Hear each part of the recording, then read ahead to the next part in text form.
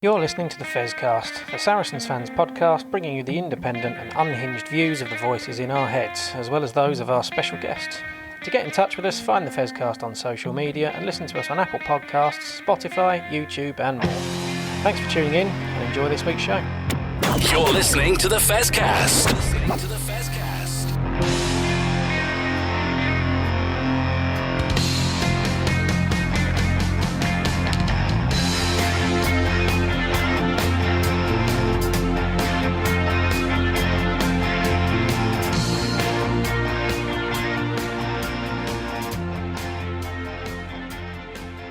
Well, welcome everybody to the next edition of the Fezcast, recording on Sunday morning because that's when we can get in, after a Friday night for the Saracens men at London Scottish in the Prem Cup.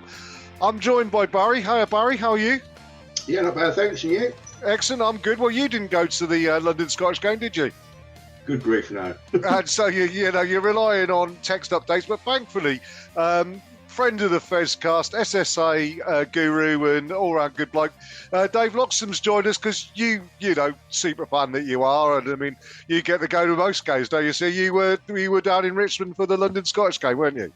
Yes, I was, and as I do ticketing for the SSA, I kind of feel obliged to turn up for these things. Right, yeah, you might as well. A ticket will always fall into your basket, won't it? But there we go. I mean, on the face of it, a weird one. 20-0, wasn't it? We won. It was. I mean, well, first of all, what were conditions like? Because we've seen in Six Nations, which we'll talk about a bit later on, it's been a bit of a windy, wet weekend. Was it that on Friday night? Well, I think the Saracens players felt like getting from the coach to the dressing rooms was a bit of an ordeal. I mean, it was freezing cold, absolutely sleeting. You know, to that sort of sleet almost leaves dents in the top of your head, and it was raining heavily throughout the whole evening. So it was a heck of an evening. The pitch was very heavily sanded. Unbelievable how well it held together in the circumstances, and it's a pitch of many contours. Let's put it that way. Alex Good made a comment online about the conditions being a bit different from what he's been used to lately. He wasn't joking.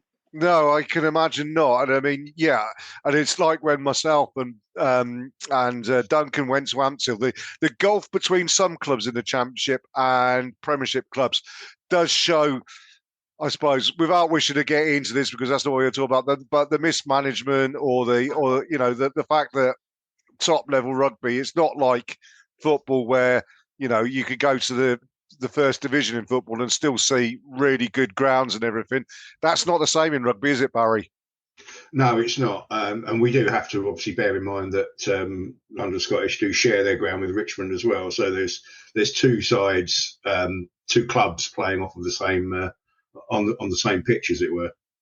But I suppose 20-0, it's a win, which after the previous week was much needed, wasn't it, Loxie? I mean, was it a win that the score perhaps, if it had been played on a better pitch and better conditions, would have been more emphatic?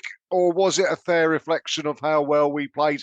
That, a win's a win, a nil's a nil, as it were, they're going to come away reasonably happy. Well, I think in the first point that you make, a win was absolutely crucial given the state of the morale from the previous week and the bad defeat to Ealing Trailfinders. Was 20-0 a fair reflection on the game? Yeah, it probably was. On the one hand, Scottish was still very aware we'd stuck 99 points on them last time we played them, and they were absolutely going to make sure that wasn't going to happen again. And there was no doubt that they contested amongst the forwards very, very, in a very spirited way. I also must say they didn't look remotely close to scoring any points in the game. They didn't.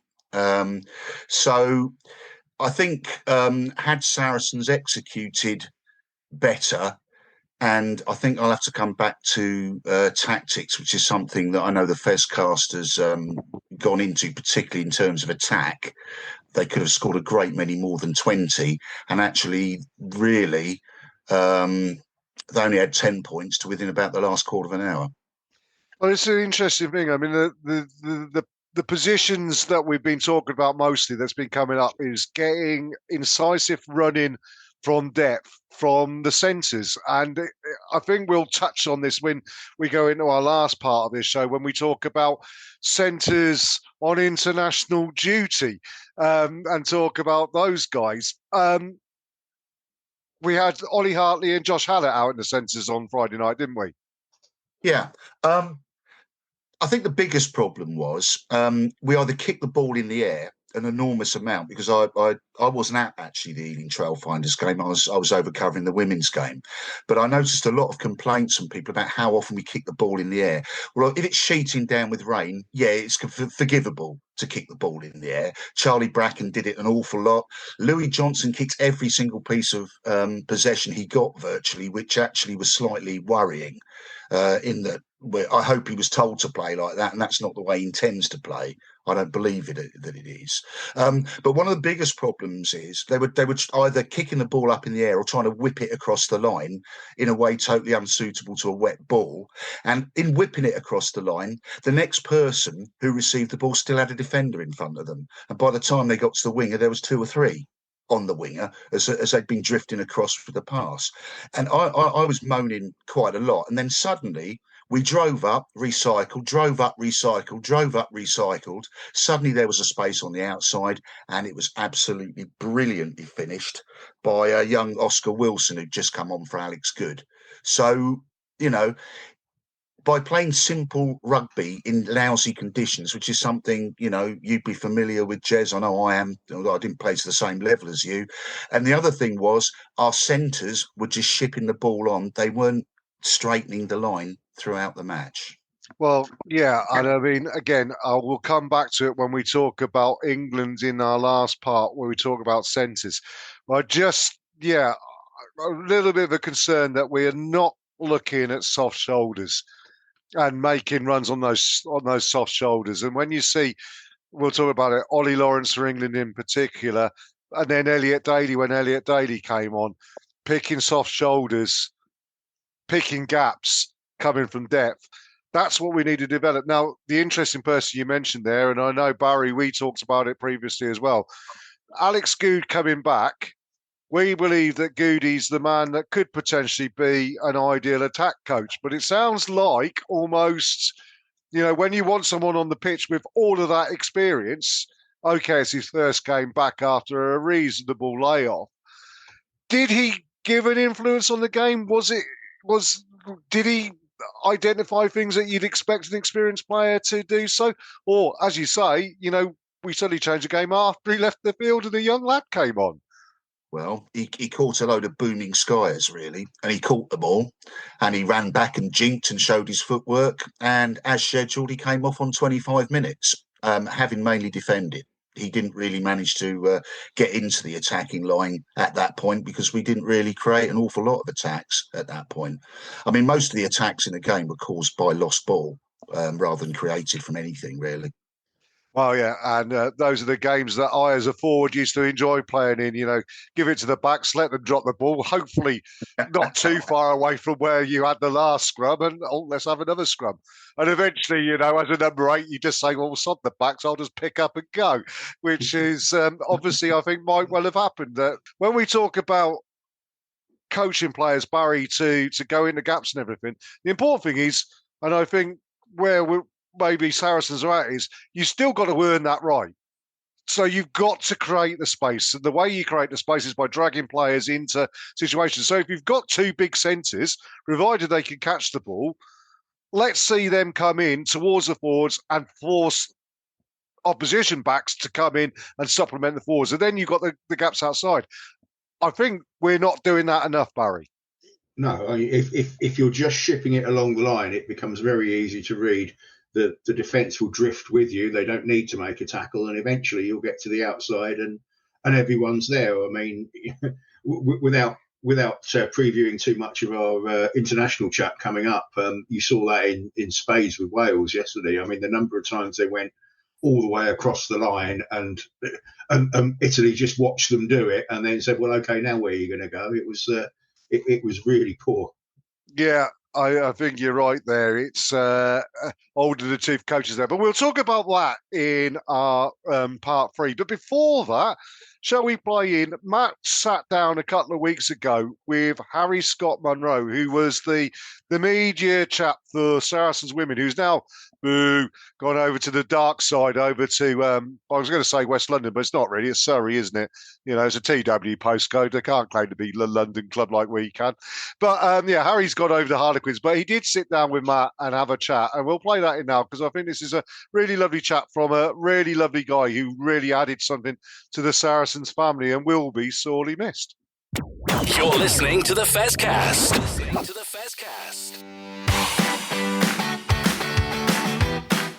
You are listening to the Fezcast, which is proudly sponsored by the Saracens Supporters Association, and I'm Alison Davis, one of the SSA committee.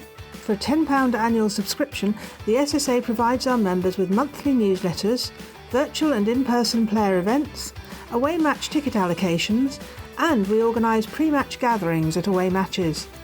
We sponsor men's and women's players, and we support the Saracens Foundation Track Club on behalf of our members. On top of all that, every year we have a seasonal SSA badge, which is exclusive to members. Where else can you get that much value for a tenner? Join now at membermojo.co.uk/SSA, or come and see us on match day in the Oasis at the Stonex. This is the Fezcast.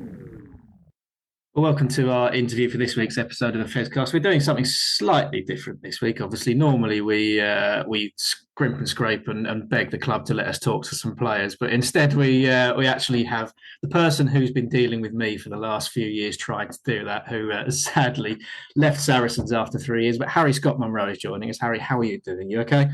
Yeah, all good. Thanks, Matt. All good. How are you?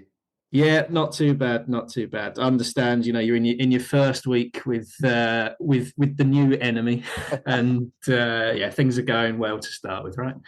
Yeah, no, going well. I was just saying to you before we started, it's that admin stuff, isn't it? That first few days, but I say it's straight into a game week. So yeah, excited to get going and pretty much non-stop.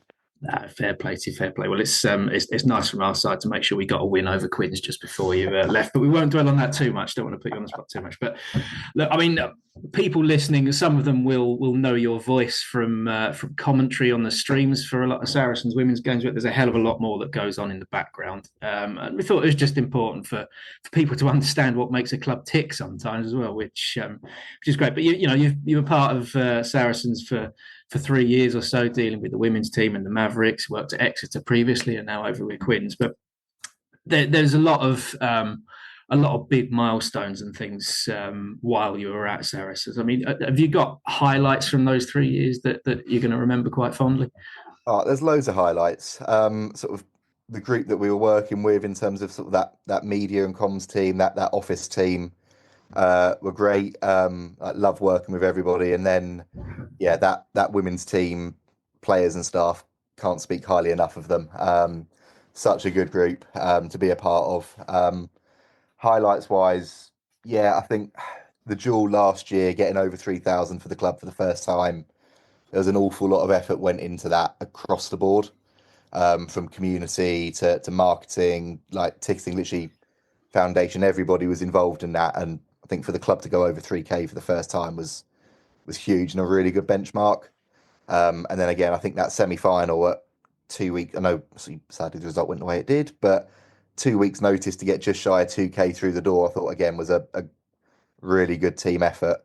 So yeah, those were sort of numbers and attendances highlights. The Gloucester games at home were great to be a part of. And yeah, I just think what we were able to build in terms of that streaming and that output, I think is something that I think we're all really proud of in terms of the numbers we managed to hit with that in the end as well. Absolutely. I mean, you mentioned the streaming, and that is something that obviously took off a little bit for a lot of clubs over the course of lockdown and things where they had to do their own thing. But I'd say that yourself and the rest of the team at Saracens Women were pretty much at the front of continuing that over the last years. Was that something that was a target across the whole team, or something that you in particular, Rena, wanted to try and bring forward? I think, yeah, for me, I'm a comms background primarily, but ironically, Susie Appleby's Chiefs head coach, former Saracen. When I was there, Chiefs started streaming themselves and basically sort of gave me a shove and went, I think you'd be very good at this. Go and give it a go. So that's how it started out. So yeah, and I sort of learnt and developed from there. Your likes of Joe Burns, Dave Rogers, Claire Thomas, who I think people will know their voices, recognise their voices from Women's Rugby, Gallagher Prem, TNT, all of that sort of stuff have been brilliant with helping me out and developing it, and Nick Heath as well. And then yeah, it was something that with the team at Sarries, it was an opportunity to try and put my stamp on it, if you like. And I think there was a really good grounding already when I came to Sarries in terms of that match day show that Herman had created. So it was a chance for us to sort of, between me and him and a few others, try and take that to the next level, which I think we managed to do. So hopefully it continues even without you steering the ship there. And good luck to everyone that's involved in that, and with me getting in the way as well. It's always going to be pretty big. But you obviously mentioned that's the way you got into commentary. I'm assuming that's something that even with having a bigger and bigger role throughout the week, you want to continue your comms career as well. Oh, massively. I think at Sarries, and then obviously it's been the same here. I mean, a week in, but really, really fortunate in terms of the club allowing me to develop that sort of thing, both at the club and then going away and freelancing, doing other gigs, other sports, that sort of stuff. So it's something that I really enjoy. It's something I've still got a long way to go with in terms of developing, but it's definitely the avenue that I'd like to try and go in if I can in the future. Yeah, fair play. Well, look, you're obviously quite busy at the weekends, given all of that work, and you must have a day off at some point. But something that someone did actually ask me to ask was just to take us through what I was going to say a normal week looks like. I'd imagine most of them are different to each other, but just take us through what a standard week's like, preparing for the matches at the weekend, and then what follows. I'd go from, well, I don't know what it's like fully yet with Quins will say that, but with Sarries, if we were streaming the games, it's sort of Mondays. Everyone's in the office together. We sort of go through what outputs we've got for the week for all the different channels, for the men's, the women's, any partnership bits and pieces we've got to get sorted. And then we're sort of all working collaboratively in there, getting all your content scheduled. And then Mondays are sort of teeing up for the week, so getting your press information out. Seeing who's going to bite in terms of wanting to jump on press calls and things in the week. Tuesdays for me were a little bit different. So the men obviously train over at OAs. The women's team train at StoneX. Just in terms of like facilities and access, a bit like, because they obviously train in the evening, you've got the floodlights there, so it makes sense for all of it to be there. So I'd be there on the ground with them. And Tuesdays for me then were again sorting out some comms bits for the week, starting to plan for the weekend ahead if it was a home game, and sorting out some of the marketing bits and pieces as well.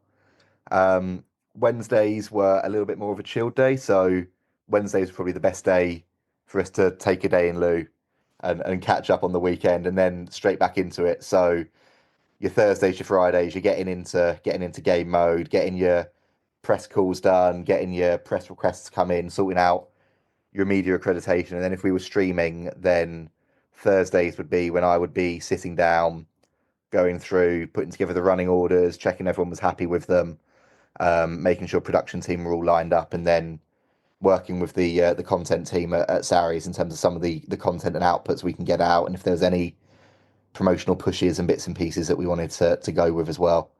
And then, you fly into a Friday, take a deep breath because you get all your team news out, and then get the rest of the content out that you need, and then you're straight into the thick of things on a match day. So it's busy, but you wouldn't want it any other way. It's all of us used to say, and I've always said it. At the end of the day, you're getting paid to go and watch a game you love and talk about a game you love or report on a game you love. So you can't really be complaining.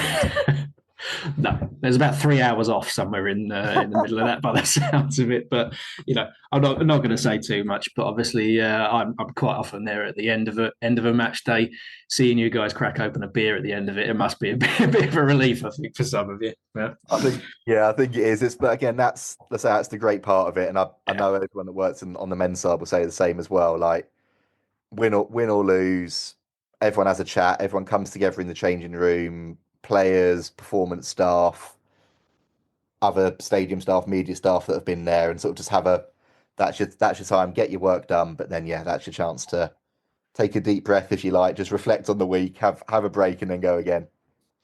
That's all right. Well, hopefully everyone's taken all that in and just appreciates how much work it takes for, that's just one perspective. There's obviously dozens of you that are involved. But is it difficult to, this is something certainly from our side that we see a little bit. Is it difficult to get done what you want and need to get done from a media side when players have got their own busy lives to do, they've got training to be at, they've got things they need to be at? I'm sure there's some players that love doing the media side of things, others less so. But how much conflict is there really between you and the team sometimes?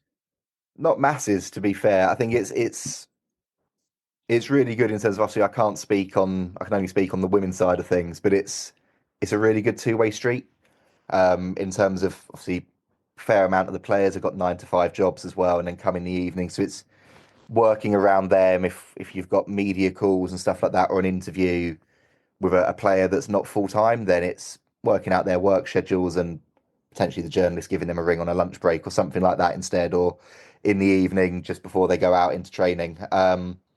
If you got different levels of engagement, but I think like the girls were brilliant in terms of coming to all of us with ideas, going, have you seen this? Can we do this? Wanting to get involved, wanting to find out what we do, essentially. So yeah, you're always going to have some little bits where people can't do it because they've got appointments or they've got jobs or they've got other commitments they've got to go to. But it's a very much a two-way street in terms of working it out and sharing the load, if you like. It's certainly from my end. It's very rare to have for you to bring someone for us to talk to that looks like they're desperate just to jump in the shower and go home. They always seem pretty keen. So you obviously pick the right players who want to get involved. But all right. We've got to ask you this question, and I'm not actually expecting you to answer it, but someone has asked: who was the best player to work with and to bring into the media side, and who was less enthusiastic? From Sarries. I can't say anyone's less enthusiastic. They're all easy answer, but it is genuine. They're all keen in their all different ways. I wouldn't single out an individual, but you've got the likes of Fee, Akina, Gabby, Fancy that are brilliant in terms of just going, we've seen this trend on TikTok, can we do this please, or could we try and do this? So that sort of thing's gold dust. And then your likes of, obviously she's sadly been injured, but your likes of Jess, Zoe last season when she was injured, Beth Blacklock, Rosie, that I did the streams with were brilliant. They came down, commentated, and they were great with it. But then they wanted to know and find out more about it as well and see how it all works behind the scenes. So I think, from those two different sides, without picking out one single person, I'd say that group were a couple that stand out for those couple of reasons. Yeah, there's been some utter chaos in the media room at times. Some of it has been broadcast on the Fezcast, some of it has been broadcast elsewhere, some of it is entirely unbroadcastable. So, yeah, we've definitely had fun with that, haven't we? It's been good, but I think that's what you want, isn't it? Like, you want players' personalities going out there, however weird and wonderful they may be, and there's some very weird and wonderful characters across the game, but you want to get them out there. Absolutely. Yeah, hopefully we've been able to do that. But you mentioned Jess Breach. Actually, it was someone to specifically touch on. You've done commentary with her for probably 3 or 4 games plus, isn't it? And she's someone actually that seems to be developing quite a big media career. Have you been guiding her through it, and has it been pretty nice for you to see that? Not really me guiding her, to be fair. It was more, I know she's interested in doing this. She fancy coming and doing some co-commentary, and in we came. But yeah, she's great with it. I think the other one I forgot to mention there, the first season I was there, was Donna Rose. Yep.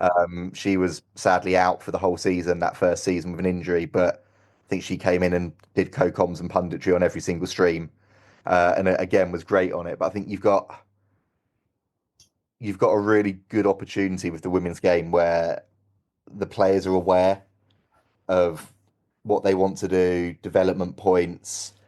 They've got questions they're not afraid to ask, and not that you don't have that on the men's game, but you have someone like Jess that is so eager, is so keen, wants to get involved, absolutely loves it, great personality. Then if you've got someone like that in your club that you can work with, then it's absolute gold dust. No, absolutely, yeah. Like I said, there's a huge amount of personality within that team. We've seen plenty of it, and this is more of a statement from my side, really. But it would be nice to see more people, more media attending on match days. Obviously, it's a busy room with everyone that's working for and around Saracens, but we can't lie, really. Sometimes post match there is just me or Joe Peake sitting in that room, not many others around it. It would be good to get more stories, more personalities out there, but that'd make your job a lot more difficult, though. It would, but it'd be a good thing. Like, I think that's, everyone wants more coverage, everyone wants more eyes on the game. And I think, yeah, the more that we can do as clubs, you guys can do as fans, press can do as well. Obviously, everyone's hoping September 2025 is going to be that big takeoff, but it can't just be a big one-off and that's it. We've got to build a momentum beforehand, which I think Sarries have been brilliant at doing in terms of starting to build up that momentum internally. But yeah, I think all the stakeholders across the board, clubs, media, players, fans, if we all dial in for the next 9-10 months building up to the tournament and then the next couple of years afterwards, and hopefully we'll get it to where we want it to be and where the women's game should be in terms of that visibility, accessibility and interest as well. Yeah, well, so that's the answer to my question, which was going to be, where do you want to see it go in a couple of years' time? And I can't really ask too many specifics about that because you're going to be doing it for Harlequins and you can't tell us what's going on there. But let's just very briefly touch on this season. I know it wouldn't be fair of you to talk Saracens, but we've obviously got a pretty interesting scenario. Saracens and Quins have just played each other and both very much in the running for the top four. Is there any kind of split allegiance for you whatsoever, or are you just trying to stay as neutral as possible, or now firmly in Harlequins camp? Got to stay as neutral as possible with it. I've got this horrible feeling it's going to end up being like a Sarries Quinn semi-final or final, which will be an interesting one to navigate. But yeah, obviously the Quins group that I'm in with now are a great bunch, but obviously I'm part of them. They're brilliant. I want them to go on and win it. But if Sarries do go all the way and win it, there will be a big part of me still that will be very, very pleased for them, because I know how hard all of them have worked. And it's not just this season. You look at the last couple of years as well. So yeah, like, going to be neutral and split down the middle. But if it is Marley and Lossie lifting that trophy, then I'll probably be whooping and hollering in the stand somewhere, cheering them on to not win the final. Yeah, just do it slightly quietly, I suppose, is the main thing. That's fair enough. Right. Well, look, I can't ask you where you think your career's going in a few years, because obviously you've only just joined Quins and they could sack you for saying I want to be somewhere else. But what is your dream gig? Obviously, commentary, if that is your big thing, what would be your dream gig with comms? The comms and the broadcast, I think, is my long term where I'd like to go into. A good few years away. I think still I'm loving what I'm doing in terms of that media and comms landscape at the moment.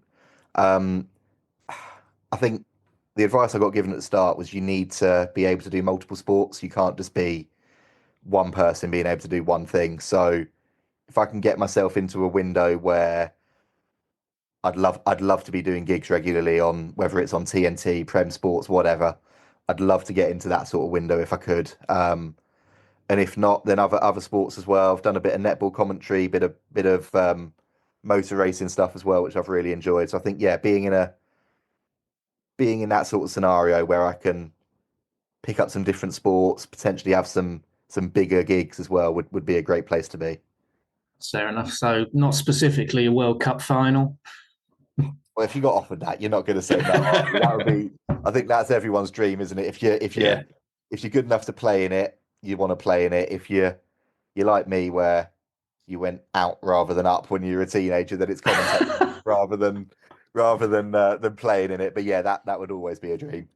Yeah, well, I can't do either, so it really is definitely a dream for me. Well, look, Harry, from a personal perspective, and I'm sure from everyone else, I just wanted to say thank you for the amount you've helped us, specifically on the Fezcast, grow over the last few years. The access that we've had to players has been, well, we've been going for 5 years. The three that we've been dealing with you have been the best.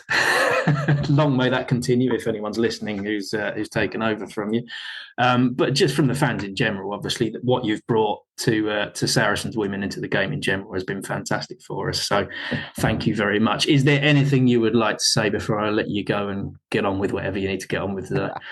I think, I'd just like to say you guys have been brilliant. Absolutely love the engagements, interactions I've had with everyone across the fan base.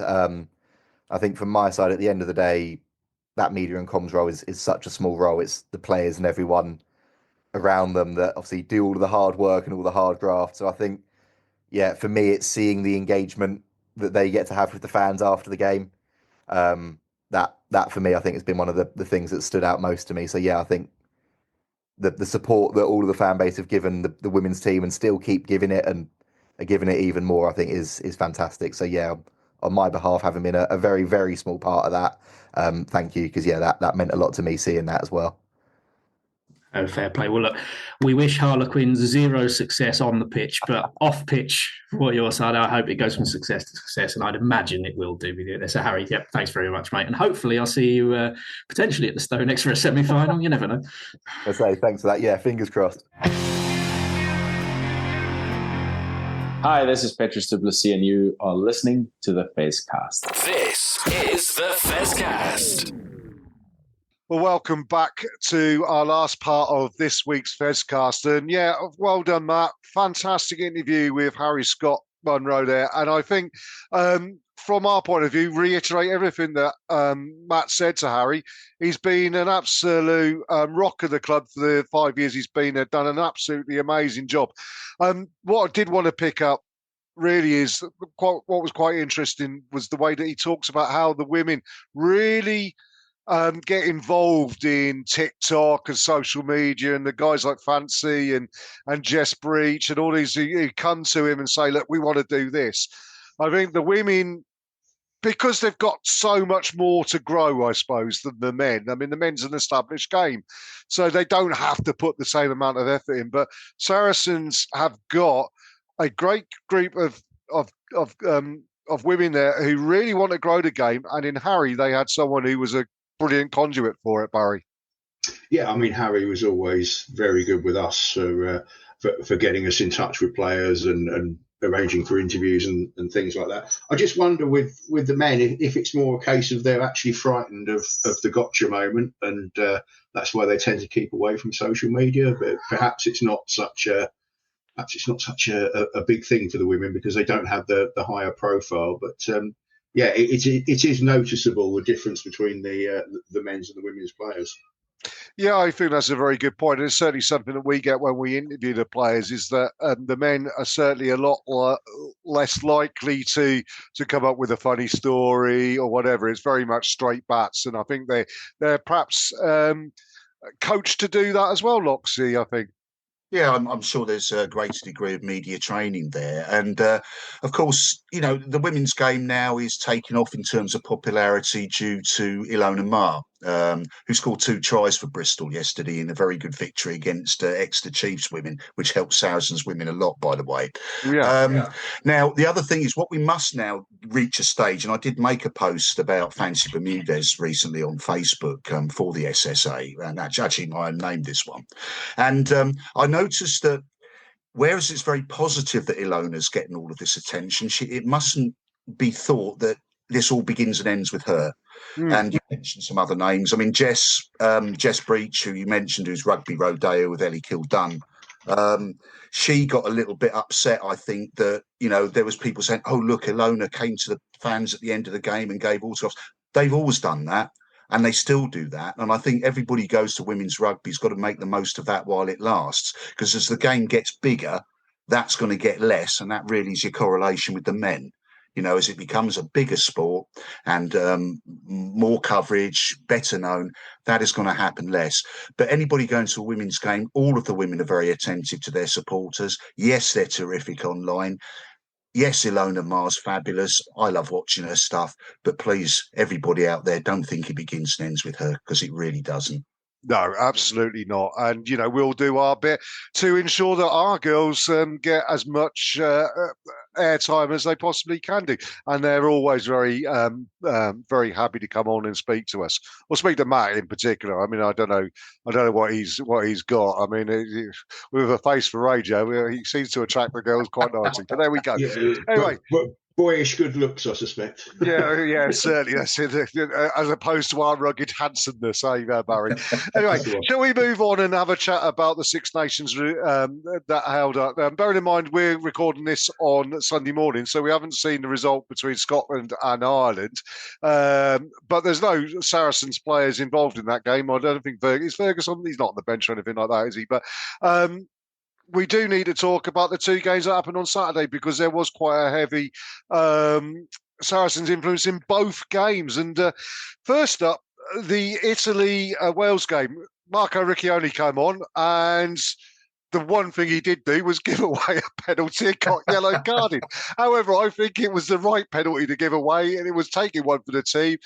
Fair dues, in those situations, if you've got a lead where you've got more than, 2 tries difference between you, and the camp's on the line, you want to hold it up as long as possible. Make sure that try takes, when the majority of the 10 minutes are remaining. And he did one. Then another lad did, and then they eventually got their try. But I mean, against Wales, who were playing like Ebervale under 12s, and I think that's been disrespectful to Ebervale under 12s, to be perfectly honest with you. But I mean, Marco did what he had to do, didn't he, Barry? Yeah, I mean, it hadn't really been a forwards battle up until that point, but that was probably the only way Wales were actually going to get over the try line, was through something like that. And it's occasionally you just have to slow it up as much as you possibly can. Yeah. Now the other issue, obviously, there, Sanjay would have been playing, but is he injured, Loxie? I didn't see or was he just dropped? No, he is injured at the moment. I'm pretty sure he would have turned out otherwise. Yeah, the lad who came in for him, Blair Murray, did a pretty good job, I thought, in a pretty well beaten side. He spent all afternoon fielding high kicks and having Monty Ione running at him, which was frightening. I mean, I gave him 10 out of 10 on my scores. Ione, he was absolutely superb. The big concern, though, for me is Nick Tompkins, and I mean, we've been saying about Nick, David, for a long time now that he needs a rest. I mean, he's played pretty incessantly now for 5 seasons without much of a break. And he looks shorn of confidence and shorn of form. And he's playing in a Wales team that's only going to make that worse, isn't it? Yeah, I agree with you. I mean, it is possible, even for a rugby player, to be a bit too brave for your own good. And I've often thought that about Nick. And there's no question the poor bloke is just beaten up. He plays in a very full-on, rugged style. He gives 110% of himself, and he's not a big fella. No. And I watch him going clattering in, and he's starting to look like a boxer who's taken 1 or 2 too many, and he desperately, in my opinion, needs a rest. And it's even extended now to the way he plays the game as well, and the decisions that he's making. I'm as big a fan as Nick Tompkins as there could be, but I confess to be personally a little worried for him. Yeah, I really do. And I think at the end of this Six Nations, I mean, I as much as I would hate to see any player take a blighty wound, as it were, if he was to pull up in training with a twinge or something, it wouldn't be the worst thing. And also, I think the club, which is where I was talking about in the part one, looking at the centres we've got, because we've got a lot of good centres: Alex Dazowski, Ollie Hartley, Josh Hallett, Sam Spinks, Elliot Daly. That if I was Saracens, I would be turning around to Nick Tompkins now, Barry, when he comes back to the Six Nations, and say, there you go, there's an air ticket to Dubai. Go and get some sun on your back for a couple of weeks. Yeah, he desperately needs a rest. He picked up an HIA early in the game at the weekend, and I was surprised he passed that, because he played like someone who, as David said, he looks a little bit punch drunk at times, and it probably is time that someone took him to one side and said, go and have a break, mate. Yeah, absolutely. It probably didn't help playing outside a standoff who looked like a centre playing standoff who'd perhaps been introduced to his teammates in the hotel foyer that morning because he was absolutely. I mean, I've been fairly critical of a lot of players, but you got Dan Bigger sat in the studios. Commentating on the game, and I thought actually Dan Bigger was very, very good as a pundit. But if I was Warren Gatland, I'd be ringing up Dan and saying, "For Christ's sake, please come back, mate." I actually felt for him, Barry, because, I played in games like that. Well, I think we've all played in games like that where you are so badly beaten. You could be Owen Farrell, there you go, contractual mention, or Dan Bigger, or Dan Carter. If you're getting beaten in those games, there's nothing you can do. And if you're an inexperienced player, well, you would hope that he would learn a lot more from that but I fear that he will. He's an inexperienced player in a fairly inexperienced team, desperately short on confidence. That's just a recipe for a performance like we saw at the weekend, really. Yeah. Well, shall we move on then to England performance, which, let's put it this way, Steve Borthwick's coming for a lot of abuse recently and criticism, and the abuse never correct, but the criticism has been fairly justified in certain ways. Although I have thought that England have had a big performance in their locker waiting to come out, and this was the big performance that came out of the locker, wasn't it, Loxie? And I thought, actually, with a couple of exceptions, and we'll talk about those exceptions, you can probably guess who they would be. I thought everybody really did step up and perform brilliantly. And before we talk about Saracens, I think what is good for England is when you get a core of club players playing integral positions together. And we saw it when England got to World Cup finals and everything. You had the likes of Billy Vunipola, Owen Farrell, Jamie George, a Saracens core in that England team. Yesterday you saw, particularly with Alex Mitchell and Finn Smith, but also Tommy Freeman and Ollie Slightholme, a core of Northampton Saints players. And Finn Smith made Alex Mitchell look really, really good. That was Alex Mitchell's best game for England in a long, long while. But Finn Smith, to me, looked to the manner born. Yeah, the 9-10 axis is so important, isn't it? And it seems to be a bit of a no-brainer to me. If you've got two good players in club rugby in those positions, you play them as a pairing. But England traditionally have had a weird thing. I'm sorry, I'll give you a boring history lesson here for those might need it, because I am quite old. Back in the old days, it was almost unheard of to do this, because you had Jan Webster and John Finland, the Moseley halfbacks, who both played between them 30 times for England and represented Moseley at the same time and never played together for England once. So this became a theme throughout the years. Now I was really hoping that Borthwick was going to be smart enough, because Marcus Smith, obviously, we'll come to, is the the wild card amongst all this. But if the Northampton backs are as good and dangerous as they are, and as a Saracens fan, and all of us are Saracens fan, we know how dangerous they are and how much damage they've done to us in recent times. Pick them in position. And we'll come to what that does to the team elsewhere. But yeah, Finn Smith looked fabulous. But then he's a very, very good player. Well, I think you make an excellent point there. And I do think that Marcus Smith, I'm sorry, but I'm just not getting it with him and at fullback. I mean, his defence is a liability. His attack, he had a couple of good breaks, but then became far too predictable. His kicking from the tee was woeful, and his kicking from hand is far too long and inaccurate. George Furbank comes back. George Furbank goes in at fullback. For me, no problem at all. The further issue then is what do you do with Marcus Smith? Because I think Marcus Smith is more in the team because of his marketability. Although I did see someone who's been watching the recent Netflix documentary who pointed out who'd have thought that the public school entitled Harlequins player would be a bit of a knob.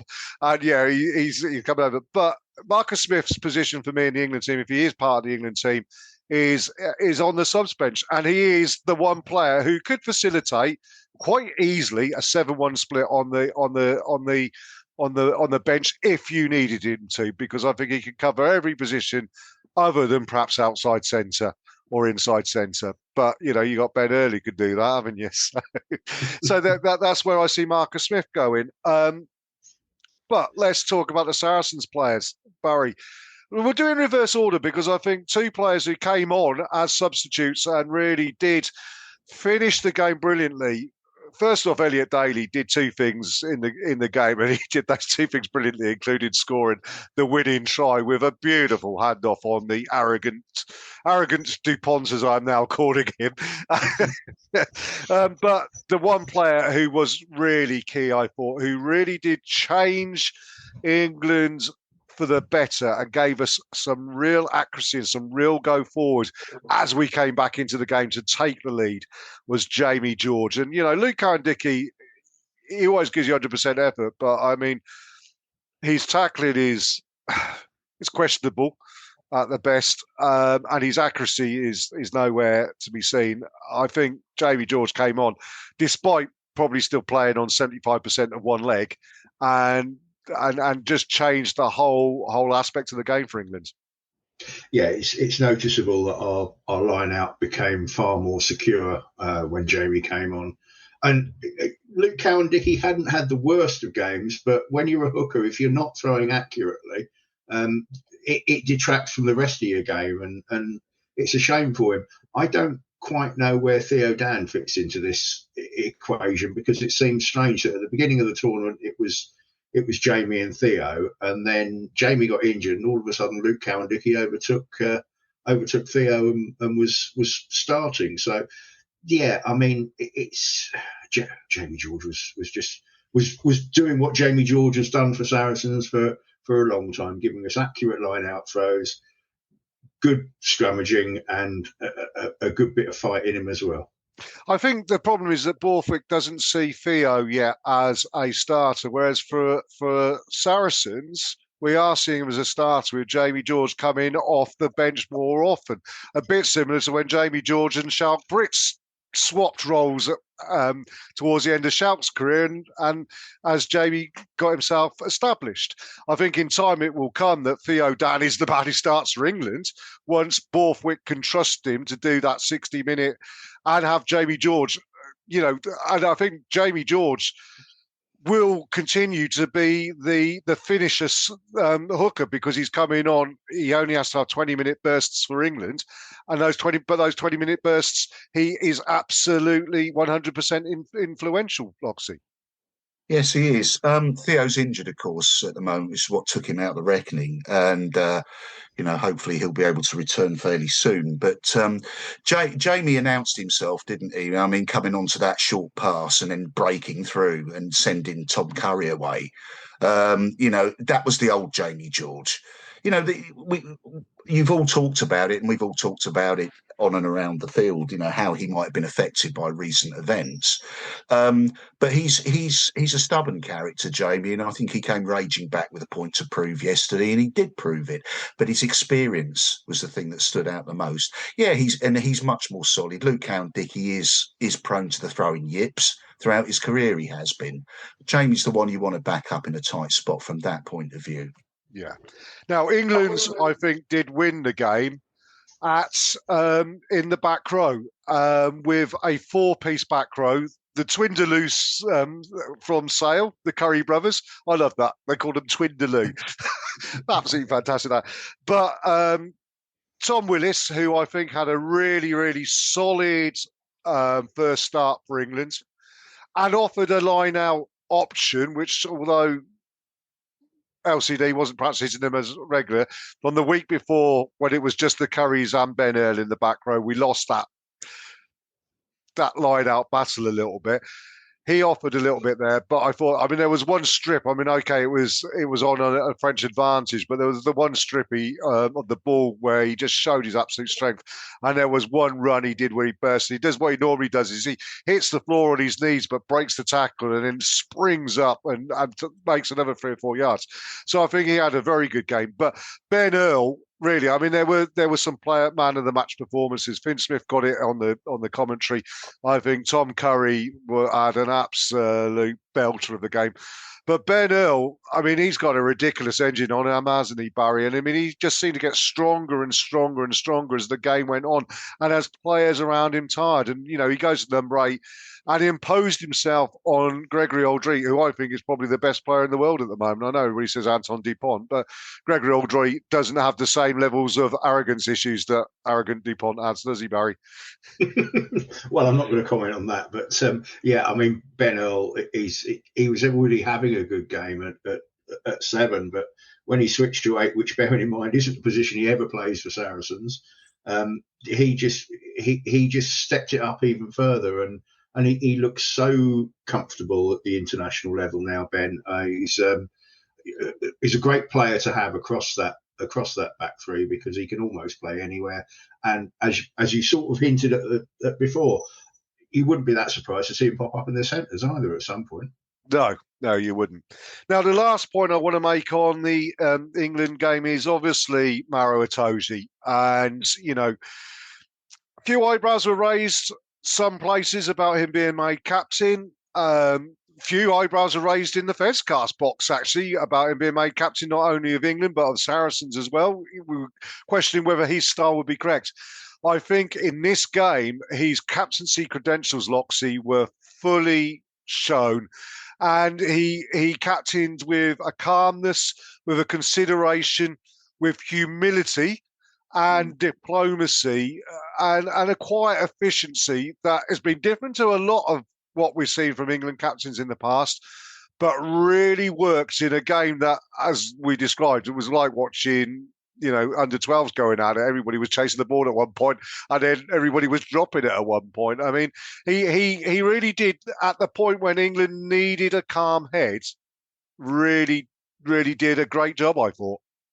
Yeah, he does radiate calm, doesn't he? And what I do like about it, you know, he's quite happy to make the decision on his own as a captain, but he's not frightened to go up and ask one or two people. I mean, I noticed that he consulted Marcus Smith at a point, and he's got Jamie on the field with him at certain points.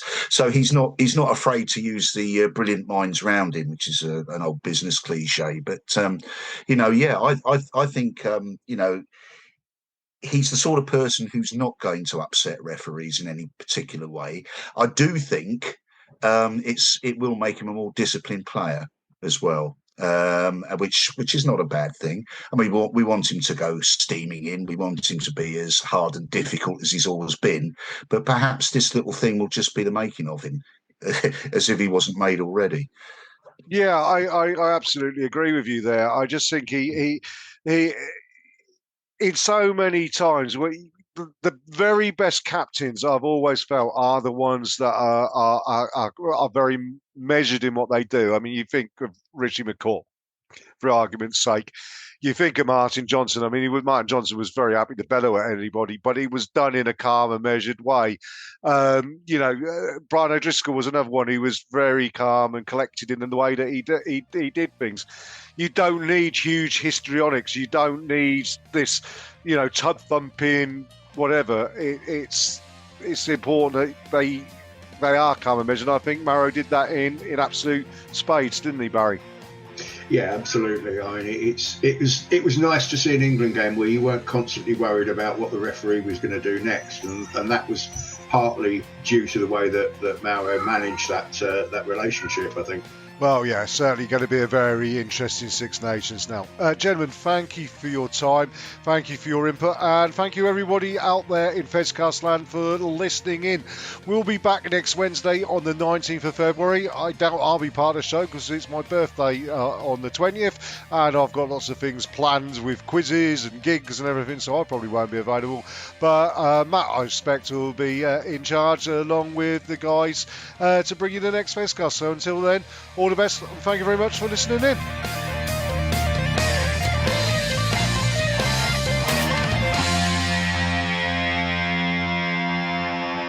This is the Fezcast.